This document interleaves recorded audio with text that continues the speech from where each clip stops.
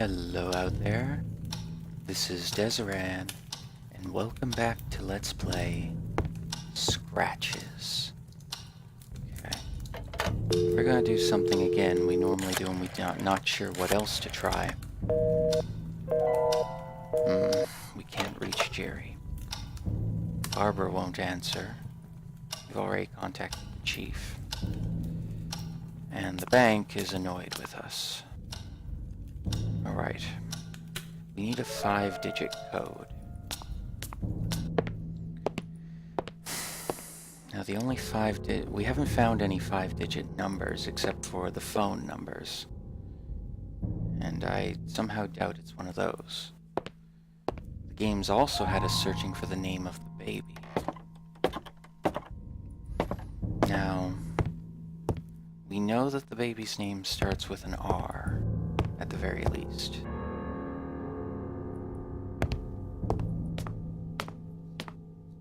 Let's just try something here.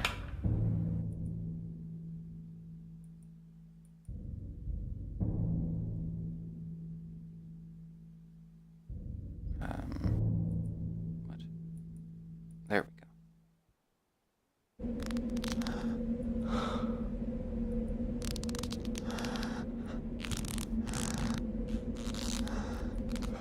Michael, you're insane.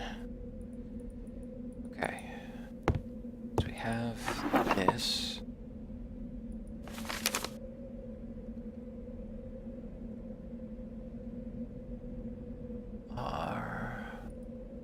I wish I had a way to zoom in.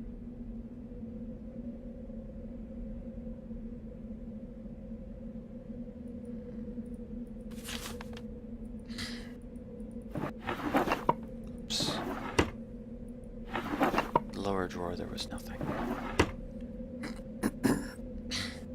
Okay, we know it was a boy. Starts with R.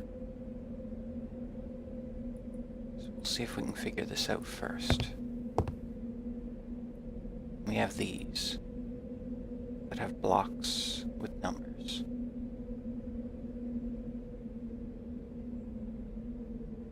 Wait a minute.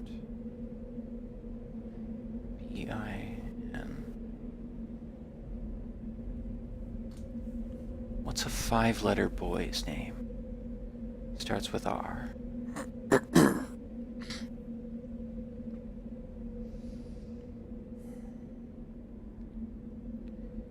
Well, if this specifically is meant to be a clue, R-O-B-I-N, Robin. That is a boy's name. And if we go by these blocks, 9097, what would the R be? Is it up here? R. Oh, R. 5. Let's just try that. 5.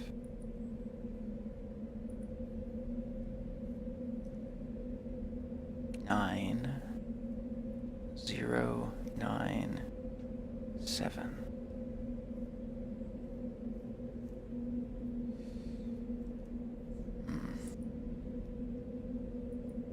It's a bit out there, but don't really have anything else to go on. Actually, can I go back? No. I am gonna go back out for one moment. Sorry, Michael. We're going back out.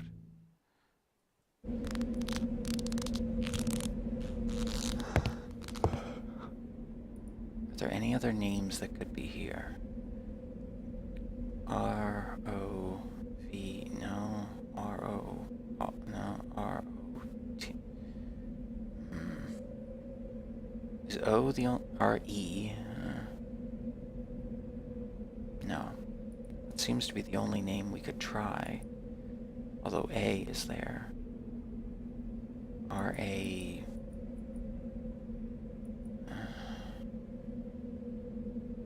other 5-letter name I can think of off the top of my head that starts with R is Ralph. But we don't have letters for that. Okay, we'll try this.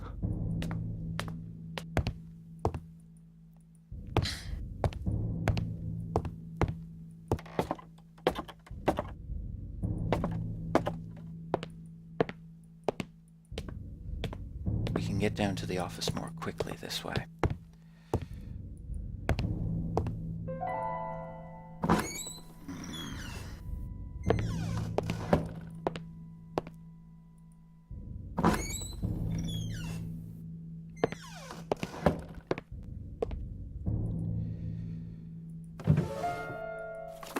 Let's see if we're right. 5, 9, 0, 9. Oh, whoops. 7. All right. So the child's name was Robin. Wait, what? Open. There we go. What the heck is this?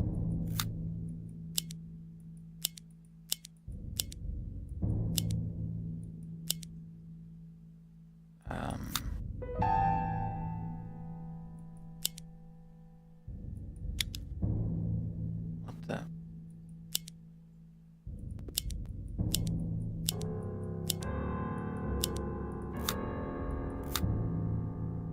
Oh.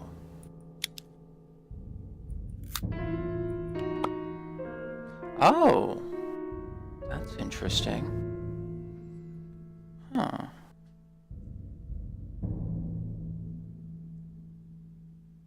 Okay, what do we have? A key. Is that all that's here?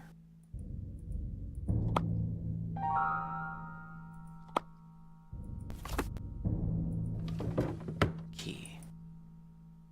With a cross on it. To the chapel. Ooh, my heart's pounding.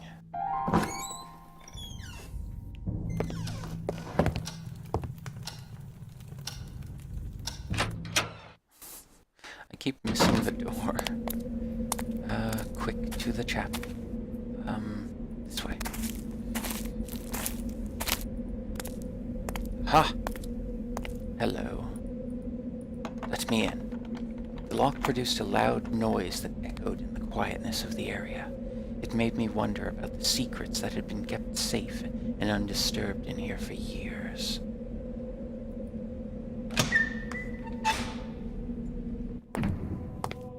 Not even inside the chapel did I perceive a peaceful environment. The deadly stillness was deeply unnerving. Oof, I don't like this one bit. Looks like the stages of the cross, possibly, on the walls. Whoa. Stairs. What the hell's up here?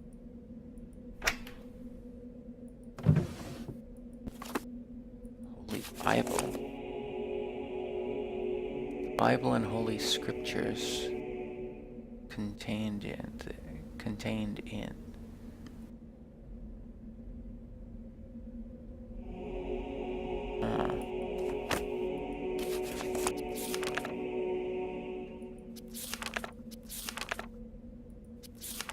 Whoa.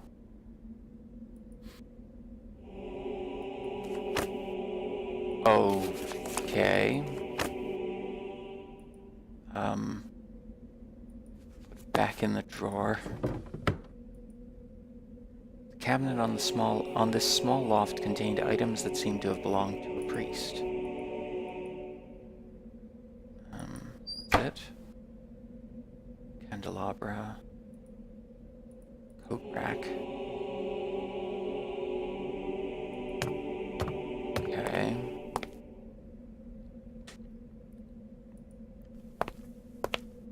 anything on the pews? Doesn't look like it.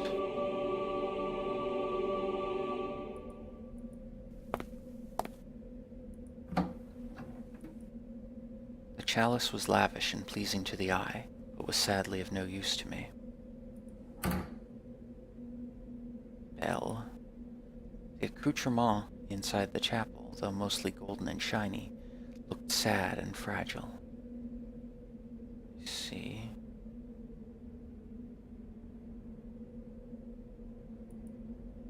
At this point, I wasn't going to bother with light switches anymore. Smart move, James. Michael. What's this?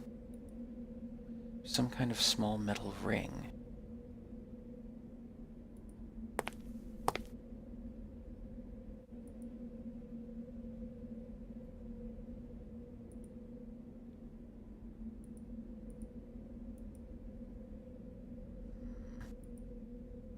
The statue had a noticeable orifice in the bottom.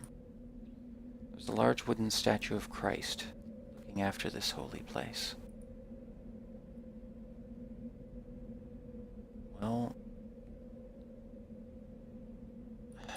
I did get this.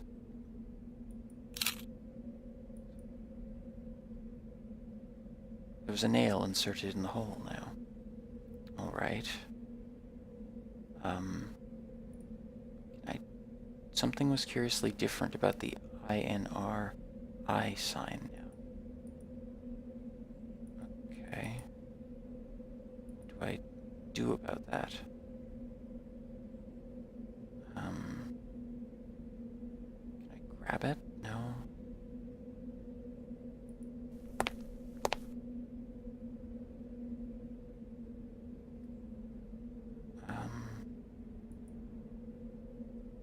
Small metal ring.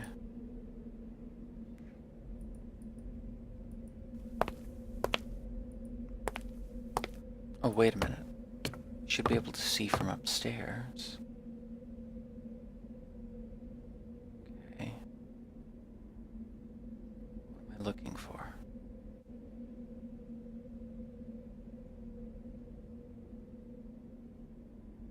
No.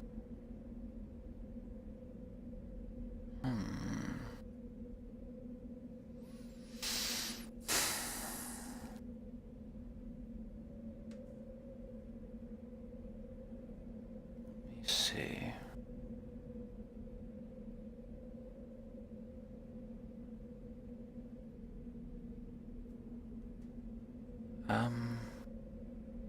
Okay.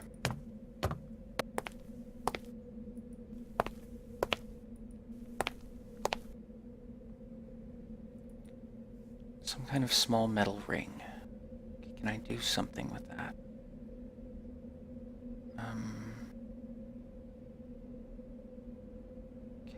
I wanted to pull it. Hammer wouldn't do it. Screwdriver, no. Maybe the crowbar? Oh. What the? Okay.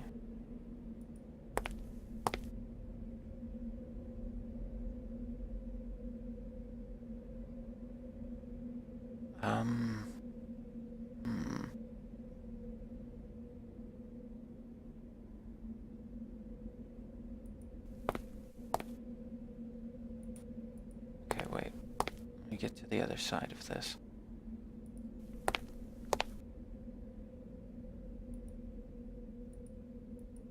Okay, so...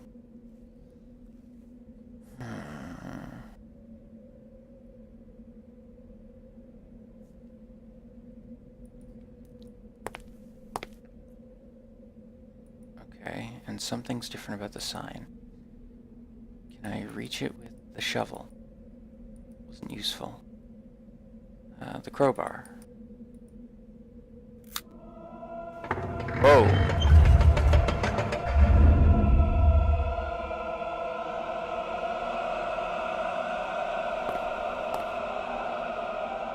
I see. Oh dear. Oh dear. Do not like the look of this. Nothing out of the ordinary. Of course, it's not out of the ordinary, Michael.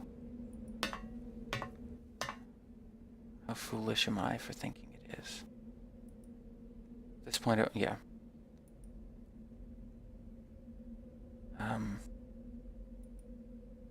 It's nearly impossible to discern anything in the secret room, but that seemed to be a candle. An actual candle.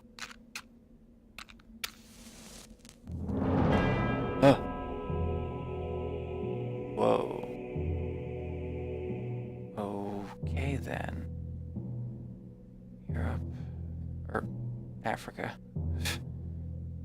Silly me. Books. Most of the books scattered in the hidden room were about occultism and African culture. Even their titles were disturbing. Strange titles such as De Vermis Mysterious gave me the shivers.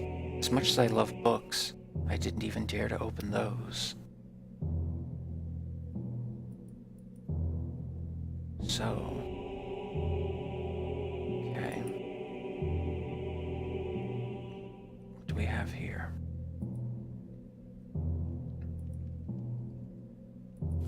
A branch of some kind. Is it a photo? Can't look at the photo. Letters. March 26th. The folklore of the Dalmar is just as disturbing as their vicious attacks. If my researches have been correct, then I could have stumbled upon one of the most ancient tribes ever known to humanity, dating back to the era where the so-called Bushmen inhabited South Africa. We're talking over 20,000 years ago. How could any civilization manage to survive all this time without ever hunting or expanding? Just being there. I don't dare to imagine what 200 centuries of inbreeding and cannibalism can do to people. I've seen them, and they can't be called humans. What is most unsettling is their mystical background. Impossible to be considered a religion due to its complete lack of basic rules and maturity. The only simple premise is to keep an evil entity at bay, which has been stalking them since the beginning of time or dark ages. At this point in my research, I had to stop and consider the implications. The Dalmar actually thought of their later period, the systematic slaughtering of mankind, as good times or golden ages. I thank the Lord that this tribe never managed to grow, as I seriously think the region, maybe even the entire continent, would have suffered terrible consequences. This history is so ancient that it makes me feel dizzy. The vengeful god, which is incidentally referred to as Dolam, would control the Dalmar via its many incarnations. Most of the time, it would be a tall feline-like figure, always dwelling in shadows and slaying any villager who would unwittingly come close. Some say its deadly claws would not only penetrate your body, but your soul. The purpose of the harassment is unclear. It would look as if the Dalmar were simple toys to play with.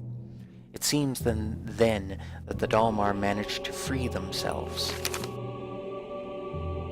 from its clutches with the help of an amulet or charm, which would effectively force the entity to retreat. The most curious thing is how this amulet was conceived.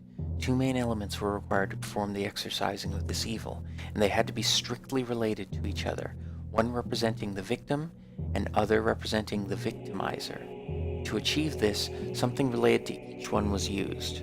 While I'm not sure what is referred to as the victim, I think it can be concluded that anything belonging to any villager would have served, given that they were all victims. As for something representing the victimizer, that may have been more complicated. What could possibly be related to a god? This god in question. Next, these elements had to be mixed with a rare medicinal plant native to the region, which apparently had the properties to blend both items together, as long as they were not too solid. Finally, a branch of a particular tree whose name escapes me now had to be used as the holder of the blended items. It is on this item that a mysterious blessing was performed. It should be noted that all the elements had to be organic. The Dalmar successfully released themselves from the control of the vicious god with an intense ritual that seems to have taken days to perform. In the end, the amulet was so powerful that the entity surrendered to their will and offered divine power in exchange for sacrifices. But the Dalmar wouldn't allow to be fooled. They decided that getting rid of this evil once and for all, would be the wisest thing to do, so they managed to capture its spirit and store it someplace where they could guard it for ages to come. My God, the evil spirit was cast into a mask, trapped inside the confines of its blessed wood for eternity, a mask which its description bears uncanny resemblance to... Who am I fooling? It is that mask. The Dalmar would keep this spirit at bay via regular rituals involving the bloody sacrifices and the aforementioned amulet. The last book I read today about the Dalmar, in reality 2 small paragraphs as amusing bonus reading in a book lent by the museum, has revealed to me something that left me completely paralyzed with terror. I've always wondered since I began studying them what made the Dalmar savagely slaughter neighboring tribes without any apparent reason. Was it a violent raw instinct? Did they feel threatened in any way? Was it by a perverse and ungodly sense of enjoyment? No, it was fear. Fear that someone else would take the mask and release the god. They killed to protect themselves from falling again into the Dark Ages. If they went to such extreme lengths to avoid this, then what did they have to endure when the entity was free? The rituals haven't been performed on the mask for years now. What have I done? What have I done? I was shocked to learn about this evil, terrible as it was. I still wondered to what extent James Blackwood went to get rid of the curse. Perhaps that's why he killed his wife. Something else, though. April 5th, 1963. Christopher. These may very well be my last notes in this regard. I'm afraid Catherine has already realized what I've been doing here all the time. In vain, I've tried to explain myself, and I know what might have been the outcome had I kept insisting. If you could only believe me, Christopher, because I know you intend well, but I can feel the doubt in your heart. Put your rational thoughts aside for a moment and yield to the facts. If I can do it, someone who was constantly taught in the wonders of science ever since his childhood, then so can you. I'm hoping that you will contemplate the possibility of some truth in my assessments once you read about my latest findings. It is imperative that you carry on with this task. Catherine is watching my every step, and I'm afraid she'll take strong measures if I do anything out of the ordinary. Did you know? She has been talking to the other doctors besides you, and psychiatrists. My God, Christopher, I fear that she's willing to shut me up in a madhouse. How is it possible that all of you won't believe me? As if what happened with my own son wasn't enough proof. In my adjacent notes, you'll find an exhaustive essay on the origin of the curse and what should be done to eliminate it. I know the whole amulet deal must sound crazy, but you have to trust me. The tribe has been doing this for centuries. Are you going to forfeit all that knowledge and experience? They faced a god, Christopher, and lived to tell it. Now it's our turn to live and tell the story. And Christopher, if we fail to remove the curse and anything happens to me, I want you to do it. And I have my complete mental faculties whilst I'm asking you this. It has been becoming more and more dangerous lately. Do not hesitate. There is simply no other way, and you would be the only one left who can do it. Promise me. Promise me you will. I know I'm asking you to become a cold-hearted murderer, but Christopher, our lives, and possibly many others, are at stake. Isn't that enough to forget your vow? James. Oh, boy. Okay. Well, I'll end it here.